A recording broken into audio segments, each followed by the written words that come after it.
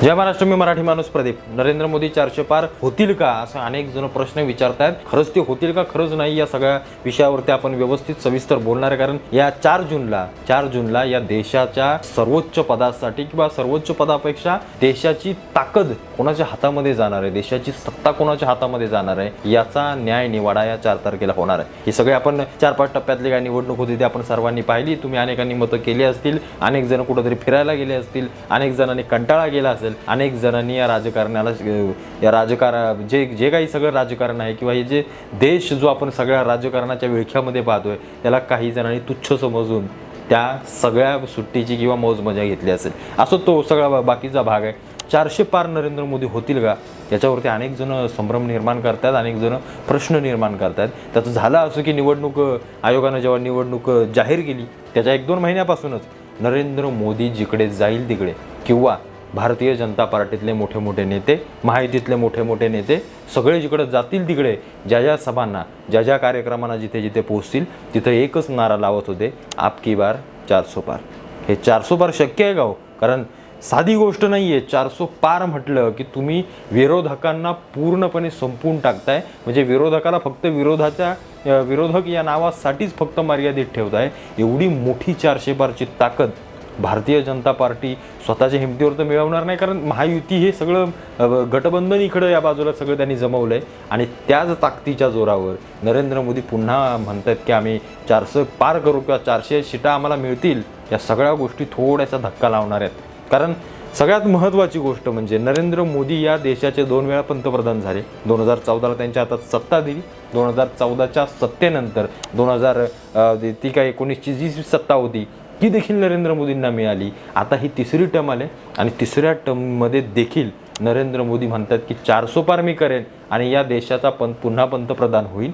400 पार म्हटल्यानंतर संसदेमध्ये एक हाती कोणताही निर्णय घेण्याची क्षमता एखाद्या पक्षाकडे येते. ते एक म्हणतात ना बहुमत, ही सगळ्या बहुमताची ताकद त्या 400 पारमध्ये आहे. त्याच्यामुळं नरेंद्र मोदींनी लावलेला नारा हा त्यांनी खरोखर विचार करून लावला आहे की फक्त त्यांनी काही गोष्टी फक्त मतदारांना दाखवण्यासाठी किंवा भारतीय जनता पार्टीची ताकद दाखवण्यासाठी या सगळ्या गोष्टी बोलल्यात, त्याचे सविस्तर आपण पुढे चर्चा करू. नरेंद्र मोदींनी 2014 पासून ते आता 2023 म्हणजे हे मागचं वर्षापर्यंत या 10 वर्षाच्या काळामध्ये अनेक चांगली कामं केली. त्याला आपण नाकारून चालणार नाही. राम मंदिरासारखा सगळ्यात मोठा आणि या देशातल्या हिंदुस्थानातल्या एखाद्या धर्माचं, म्हणजे हा हिंदुस्थान कोणाचा तर हिंदूंचा, बाकीच्या धर्मांसाठी अनेक देश पडलेत पण हा देश हिंदूंचा आहे आणि त्याच देशामध्ये श्रीराम इतकी वर्ष त्या सगळ्या अवस्थेमध्ये राहिले. ही शोकांतिकान, ही घाणेरडी बाब, लज्जास्पद बाब खरोखर आपल्या सर्व हिंदू धर्मासाठी आहे. त्या गोष्टीला नरेंद्र मोदींनी सत्तेत आल्यानंतर या सगळ्या गोष्टी वास्तवात करून दाखवल्या. दुसरी गोष्ट म्हणजे 370 हटवलं. त्याच्यानंतर 3 तलाकसारखा कायदा केला. अनेक त्यांच्या सगळ्या कामाच्या गोष्टी आपण पाहिल्या. त्यांनी या देशाला 2014 पासून खरोखर एक जगाच्या एका शर्यतीमध्ये आणून ठेवलं आणि जग ज्या देशाची कधी दखल घेत नव्हतं ते जग या देशाची दखल घेऊ लागलं. कारण सगळ्यात महत्त्वाची गोष्ट म्हणजे तुम्ही एक साधं उदाहरण घ्या. 2009 किंवा 2005-06 तो जो काळ आपण जो पाहिला, त्या काळामध्ये तुम्ही आम्ही सगळे जगले. त्यावेळेला एक गोष्ट जगामध्ये जेव्हा येत होती त्याच्या 5 ते 10 वर्षानंतर ती गोष्ट आपल्या भारतामध्ये मिळायची. हा सगळा गॅप आज भारतानं भरून काढला आहे. त्याचं सगळ्यात मोठं श्रेय हे नरेंद्र मोदींना द्यावं लागेल. आता हे व्हिडिओमध्ये मी तुम्हाला सगळं सविस्तर नाही सांगू शकत. त्याच्यासाठी फार सखोल अभ्यास करावा लागेल. त्याच्यासाठी फार काही गोष्टी आपल्याला जाणून घ्याव्या लागतील, तेव्हा ही गोष्ट समजेल. हा जो फरक किंवा हा जो काळ आहे ना, जो 4-5 वर्षांचा, म्हणजे अमेरिकेमध्ये एखादी गोष्ट आली तर ती गोष्ट आपल्या देशामध्ये यायला जो काही 5-10 वर्षांचा काळ जायचा, तो अगदी आता जी गोष्ट अमेरिकेत येईल, जी गोष्ट जगाच्या कुठल्याही कानाकोपऱ्यात येईल, ती गोष्ट त्याच वेळेला भारतामध्ये येते. याचा अर्थ आपणही आज जगाच्या शर्यतीमध्ये आहोत. हे आपलं सगळा देश किंवा आपल्या सगळ्या देशाची परिस्थिती या सगळ्या गोष्टींना दाखवून देते. त्याच्यामुळं याचं सगळं श्रेय नरेंद्र मोदींना दिलं पाहिजे, मी छाती ठोकपणे तुम्हाला सांगतो. पण या सगळ्या गोष्टींच्या जीवावरती नरेंद्र मोदींनी तर 400 पार लावला नाही ना. कारण सगळ्यात महत्त्वाची गोष्ट तुम्हाला मी सांगतो आणि सरळ सरळ तुम्हाला या देशाच्या राजकारणातलं एक वास्तव सांगतो. या देशाची लोकसंख्या 125 कोटी आहे. म्हणजे आता 125 कोटी म्हणायला आहे फक्त, मला असं वाटतं ते 150 कोटी या देशाची लोकसंख्या झाली असेल, कारण जनगणना झालीच कधी. त्या जनगणनेनंतर आज इतकी लोकसंख्या देशाची वाढले, त्याचं माप नाही आहे, त्याचं आमाप आहे या सगळ्या गोष्टी. त्या सगळ्या देशाच्या लोकसंख्येतला सगळीच लोक नरेंद्र मोदींना मानणारी नाही आहेत किंवा उजव्या विचारसरणीच्या लोकांना मानणारी नाही आहेत. जे हिंदू आहेत, जे हिंदुत्वाविषयी बोलतात, तो एक गट या देशामध्ये आहे. दुसऱ्या बाजूला जे हिंदुत्वाला मानत नाहीत किंवा जे डाव्या विचारसरणीची लोक आहेत, ती एका बाजूला आपल्याला पाहायला मिळतात. सरळ सरळ एका बाजूला ती महायुती, एका बाजूला महाविकास आघाडी. हे असे आमने सामने असलेले दोन गट, ह्या दोन गटांकडे देखील तेवढेच मतदार आहेत. देशातली तेवढीच ताकद आहे, तेवढ्याच सगळ्या बहुमताच्या चर्चा या दोन्ही बाजूला आहेत. त्याच्यामुळं 400 पार हा शब्द इथं बोलणं थोडंसं आपल्याला अडखळताना आणि असं कुठंतरी डगमगताना दिसतं.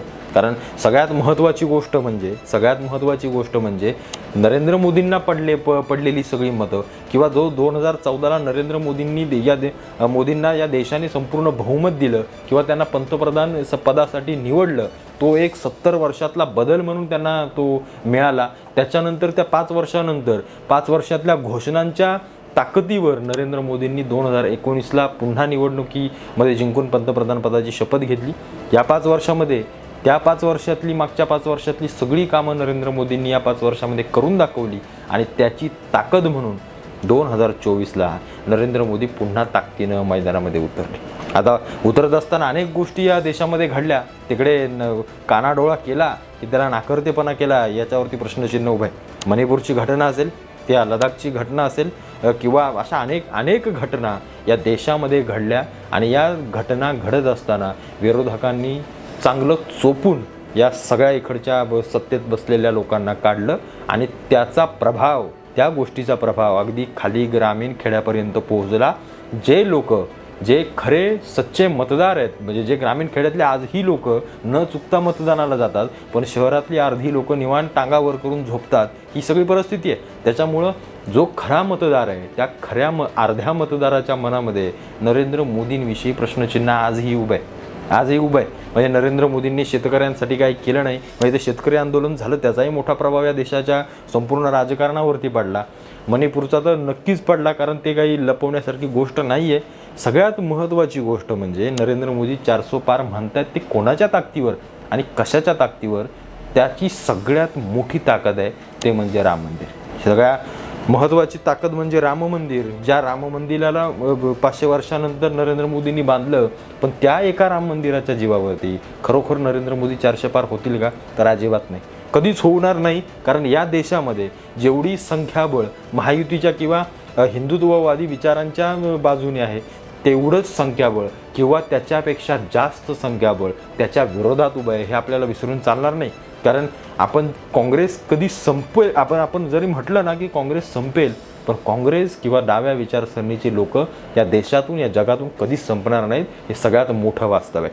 त्याच्यामुळं नरेंद्र मोदींना कितीही वेळा आपण बहुमत दिलं तरी ते बहुमत कधी ना कधीतरी जाणार आहे, ते बहुमत कधी ना कधीतरी पडणार आहे. या सगळ्या गोष्टी पाहता नरेंद्र मोदी 400 पार होऊच शकत नाहीत. हे मी तुम्हाला अभ्यासपूर्व म्हणतोय. आता मी जरी तुम्हाला सरळ सरळ सांगू का, मी वैयक्तिक मला असं वाटतं की नरेंद्र मोदी या देशाचे पुन्हा पंतप्रधान व्हावेत. पण ते जे 400 पारच्या गोष्टी बोलत आहेत, त्या 400 पारच्या गोष्टी सध्या तरी आपल्याला शक्य दिसत नाहीत. त्यांना या सगळ्या 400 पार करण्यासाठी अनेक लोकांना एकत्र घ्यावं लागेल. अनेक खासदार अजून फोडावे लागतील. फोडावे म्हणण्यापेक्षा तिकडचे अनेक लोक त्यांना आपल्याकडे खेचून आकर्षित करावी लागतील आणि या सगळ्यांची मुळी बांधूनच नरेंद्र मोदी 400 पार करू शकतात. हे सगळ्यात महत्त्वाची गोष्ट आहे, सगळ्यात महत्त्वाचं वास्तव आहे. आणि इकडं ही इंडिया अलायन्स किंवा ही सगळी डाव्या विचारसरणीची लोक आपल्याला ज्या पुढच्या बाजूला दिसत आहेत, ते देखील तेवढ्याच ताकदीनं या देशातल्या सत्तेमध्ये राहतील, हे आपण नाकारू शकत नाही. कारण त्यांच्यासोबत देखील मोठं संख्याबळ आहे, पाठबळ आहे. त्यांच्यासोबत देखील तेवढीच ताकद आहे जेवढी नरेंद्र मोदींकडे आहे. फक्त नरेंद्र मोदींकडे सगळा सुशिक्षित वर्ग वळाला आहे. नरेंद्र मोदींनी जी कामं केली त्याच्यामुळं अनेक चांगल्या दर्जाचा मतदार हा नरेंद्र मोदींकडे जाऊन बसला आहे. त्याच्यामुळं नरेंद्र मोदींना आता सत्तेला घेणं किंवा सत्तेला आपल्याकडं आकर्षित करणं हे जास्त सोपं जात आहे. त्या 70 वर्षाच्या ज्या 60 वर्षाच्या काळामध्ये इकडची सगळी लोक जे करू नाही शकली त्या गोष्टीमुळं अनेक मतदार आता नरेंद्र मोदींकडे वळताना दिसतात. पण नरेंद्र मोदी 400 पार करतील का? तर नरेंद्र मोदी वैयक्तिक भारतीय जनता पार्टी कधीच 400 पार करू शकत नाही. त्याच्यासाठी अनेक घटक पक्ष, अनेक लोक त्यांना सोबत घ्यावी लागतील आणि त्याच्यानंतर ते 400 पारकडे जातील की नाही याच्यात देखील शक्यता वर्तवता येत नाही. तुम्हाला काय वाटतं सगळ्या गोष्टीबद्दल? आता या सगळ्या गोष्टी मी ज्या मांडल्या ना त्या मी सगळ्यात सविस्तर मी तुम्हाला सांगू शकत नाही, कारण एवढं कोण पाहतही नाही. आणि सगळ्यात महत्त्वाची गोष्ट म्हणजे एका व्हिडिओच्या माध्यमातून एवढं मोठं राजकारण किंवा एवढ्या अनेक आतल्या गोष्टी आपल्याला बोलता देखील येत नाहीत. त्यामुळे मी वरचेवर तुम्हाला जेवढं मला आठवलं तेवढं मी तुम्हाला सांगितलं. मी थेट कॅमेऱ्याच्या समोर बोलतो. मी कुठलं काय वाचून किंवा पुढे स्क्रीन आहे मग ते वाक्य वाचत असलं मी काही करत नाही. मी माझ्या मनातून थेट कॅमेऱ्यासमोर बोलत असतो. त्याच्यामुळं तुम्हाला काय वाटतं या प्रश्नावरती? माझं तो सरळ आहे, मोदी 400 पार होणार नाहीत. वैयक्तिक त्यांना व्हायचं असेल तर अनेक लोकांना एकत्रित घ्यावं लागेल. तुम्हाला काय वाटतं सगळ्या घटनेवरती, या 400 पारच्या प्रश्नावरती? मला आवर्जून कमेंटमध्ये कळवा. भेटू पुन्हा एकदा का नवीन व्हिडिओसोबत. तुर्तास धन्यवाद.